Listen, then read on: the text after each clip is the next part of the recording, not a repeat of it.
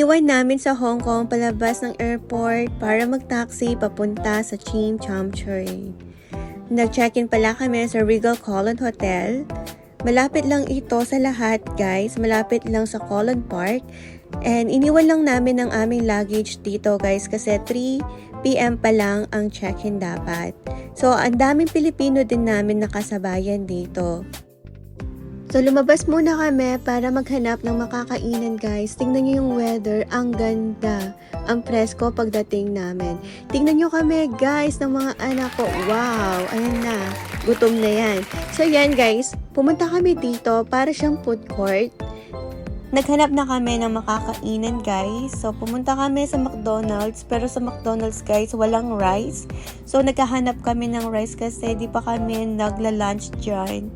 So, Kenny guys, maranap na ako talaga. Ako na baling pakiramdam ko. Kaya finally, nang menakit kaming pikapi, pangananating nasi, linob na ako. At ako nabalo pala na ako may kapag video. Kasi sobrang danop ko, patay gutom na ako Ken guys. After namin kumain guys, pumunta na kami sa Godwell. Kung nasa Hong Kong na kayo guys, huwag niyong palampasin na hindi pumunta sa Godwell kasi andun yung mga authentic na pabango na less yung price nila. So nakapunta na kami doon. So blockbuster na si Ate Bam dyan guys. At nag-hi na pala ako kay Labubo. 3 PM na guys. So finally, nakapasok na kami sa room. Magkakasama kami dito. So 2 bed na malalaki. Tapos meron silang coffee table. And also, di ko alam bakit cooking wa ini. Minta ko king salamin, king waking chinelas, at saka kuming pa-cute at tinerak. Ako balo talaga pala yung kagawan ko, Kenny. Lumipat naman ako sa banyo to check kung anong meron pero bakit yung sarili ko naman guys ang tinitignan ko. I love myself.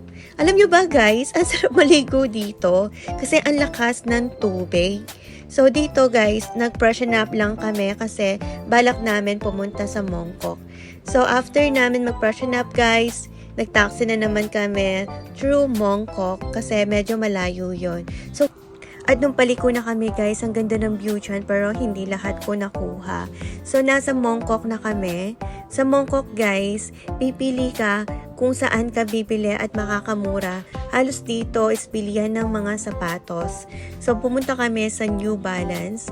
Sa New Balance kami, bumili kaming 4. So sinabam couple tapos kaming 2 ni Car. Parehas din pero iba yung color namin. At syempre guys, pumunta kami sa night market. Sa night market, dapat marunong kang tumawad. At huwag mong hahawakan guys yung mga things kung hindi ka naman siguradong bibilhan. Medyo may maselan din na nagtitinda dyan.